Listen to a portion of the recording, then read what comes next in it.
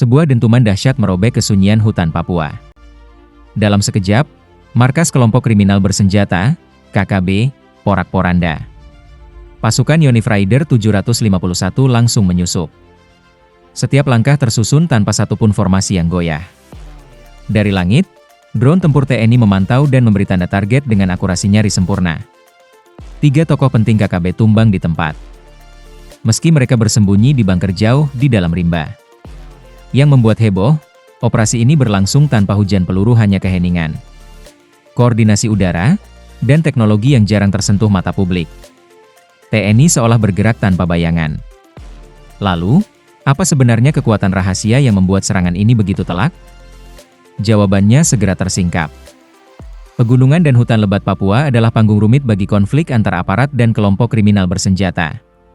Kelompok-kelompok kecil KKB bergerak lincah, berpindah dari satu lereng ke lereng lain, memanfaatkan medan yang nyaris tak tersentuh pasukan reguler. Kabut tebal, kanopi pohon tinggi, serta jalur logistik yang sempit menyisakan sedikit ruang manuver. Operasi lapangan pun bergantung kuat pada pengintaian yang cermat, navigasi udara, serta intelijen berbasis komunitas lokal. Penting untuk dipahami, apa yang berlangsung di Papua tidak dideklarasikan sebagai perang terbuka, melainkan operasi keamanan berskala besar. Operasi ini menggabungkan kekuatan aparat intelijen dan kontrol wilayah dengan pendekatan strategis, yang tidak hanya mengandalkan kekuatan militer.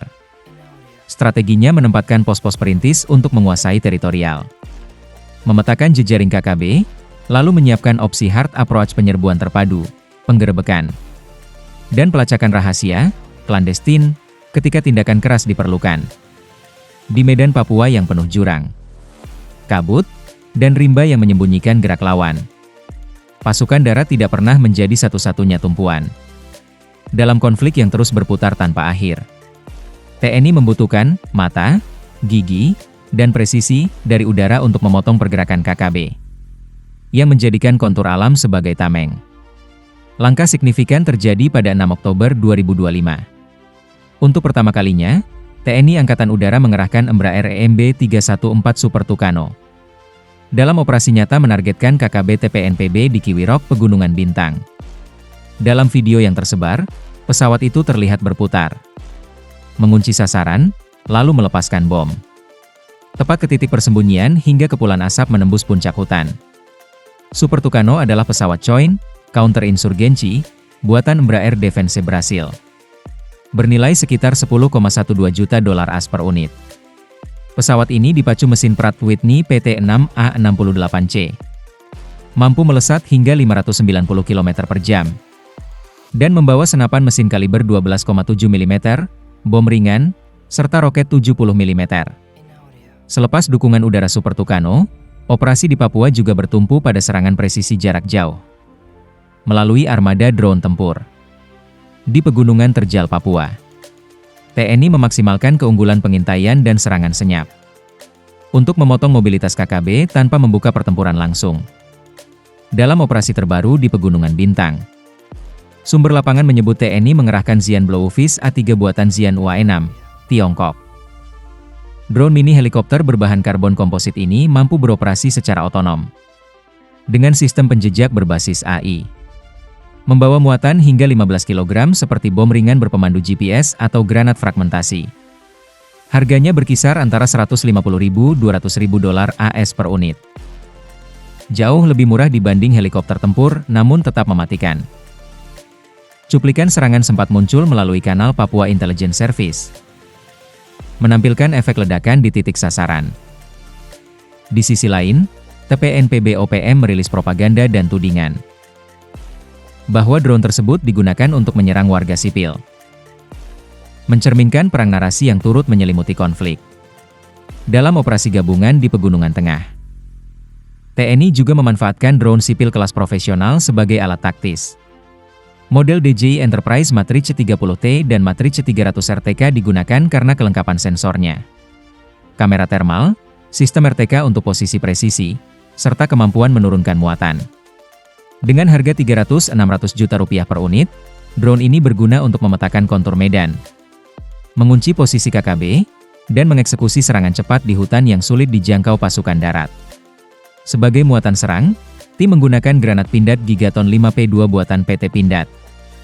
Dengan radius ledak sekitar 10 meter dan time delay 4,6 detik. Namun dalam beberapa latihan, muncul masalah waktu tunda ledak. Kadang meledak sebelum mencapai sasaran. Karena itu, prosedur pemutiran terus disempurnakan demi meningkatkan akurasi dan keamanan penggunaan.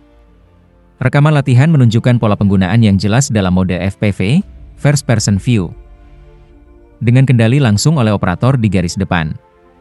Taktik ini cocok untuk serangan cepat di medan terjal Papua, meminimalkan waktu respons, dan memberi kendali visual penuh pada operator saat menyerang titik-titik sulit dijangkau.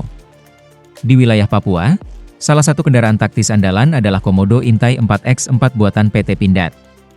Produk ini kerap disebut sebagai representasi kemajuan industri pertahanan Indonesia. Platform Komodo berbasis Renault Sherpa Light asal Prancis. Diperkuat lapisan baja standar Stanak level 2 yang mampu menahan tembakan kaliber 7,62 mm dan ledakan ringan. Mengandalkan mesin 215 HP, sistem penggerak 4 roda, serta suspensi tinggi. Komodo Intai dirancang menembus jalur terjal, tanah berlumpur, hingga tebing curam khas Papua. Unit ini diperkirakan bernilai 9-11 miliar rupiah per kendaraan, tergantung konfigurasi sensor dan sistem persenjataannya. Di lapangan, kendaraan ini dikenal aktif digunakan batalion mekanis, seperti Yonif Mekanis 203 di sektor Lanijaya untuk patroli, logistik, dan misi pengintaian. Meski efektif untuk mobilitas terbatas dan operasi hit and move, jumlahnya belum banyak karena akses jalan ekstrim dan bahaya serangan KKB. Namun, kehadiran kendaraan yang dijuluki reptil baja ini terbukti meningkatkan kemampuan manuver dan daya gentar. Tak heran jika kendaraan taktis Komodo Intai 4X4 dijuluki reptil baja Papua. Kemampuannya menembus medan curam, berlumpur, dan hutan lebat, menjadikannya simbol mobilitas pasukan di wilayah ekstrim. Namun, kekuatan darat hanyalah satu sisi dari strategi besar yang terus berevolusi di Papua. Jauh sebelum era drone modern, TNI sebenarnya sudah mengenal teknologi pesawat tanpa awak. Salah satu tonggaknya adalah UAV Maslahat Scout buatan Israel Aircraft Industries, IAI, yang digunakan dalam operasi Mapenduma tahun 1996. Operasi pembebasan sandera dari kelompok bersenjata di Papua. Drone pengintai bersayap lebar ini mampu terbang hingga ketinggian 5.000 meter, memantau area seluas puluhan kilometer, dan mengirimkan data pengintaian secara real-time ke pos komando. Dengan bodi ringan dan mesin propeller yang senyap, Scout menjadi pelopor penggunaan UAV dalam operasi kontragerilya di Indonesia. Keberadaannya menandai awal era baru, peperangan berbasis informasi dan akurasi. Kini, warisannya diteruskan oleh Hiai Searcher dan CAS CH4 buatan Tiongkok, yang jauh lebih modern dan mampu membawa muatan persenjataan. Namun, nama Maslahat Scout tetap dikenang sebagai drone pertama yang membuka jalan bagi kekuatan udara TNI di Papua. Selain UAV, inovasi juga hadir di darat melalui kendaraan serbu J4CS Harimau, Hurricane, karya anak bangsa. Hasil kolaborasi PT Jala Berikat Nusantara Perkasa dan PT Dirgantara Indonesia. Kendaraan ini berbasis Toyota Hilux, menggunakan mesin 2.5 liter turbo diesel. Dengan tenaga 149 horsepower, serta perlindungan baja NJ level 3 yang mampu menahan tembakan kaliber 7,62 mm. Dengan kecepatan maksimal 120 km per jam dan jangkauan tempur hingga 870 km. Harimau dirancang untuk manuver cepat dan serangan kilat di medan curam Papua. Strukturnya ringan namun kokoh, menjadikannya sangat efektif dalam operasi hit and move melawan kelompok bersenjata di wilayah pegunungan. Tak berhenti di situ, kekuatan tembakan jarak jauh juga dikembangkan lewat proyek roket Erhan 122B. Hasil kolaborasi antara PT Pindad, PT Dirgantara Indonesia, dan Lembaga Riset Nasional BRIN. Roket ini merupakan hasil pengembangan dari sistem peluncur RM70 Grad. Dengan jangkauan operasional 35 km, kecepatan maksimum Mach 2,7, dan hulu ledak fragmentasi tinggi yang mampu menghancurkan area luas. Uji tembak di Batu Raja menunjukkan tingkat akurasi tinggi serta daya ledak yang stabil di kondisi cuaca ekstrim.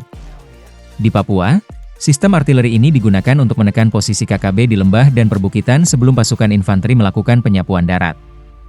Erhan 122B menjadi bukti bahwa Indonesia tidak hanya mengandalkan impor, tetapi juga mengembangkan kemampuan industri pertahanan dalam negeri untuk menjawab tantangan operasi di medan tropis dan bergunung. meski diperkuat dengan berbagai alutsista modern. Mulai dari drone tempur, Super Tucano, Komodo, hingga roket Erhan 122B. Kenyataan di Papua belum banyak berubah. Konflik bersenjata masih bergulir.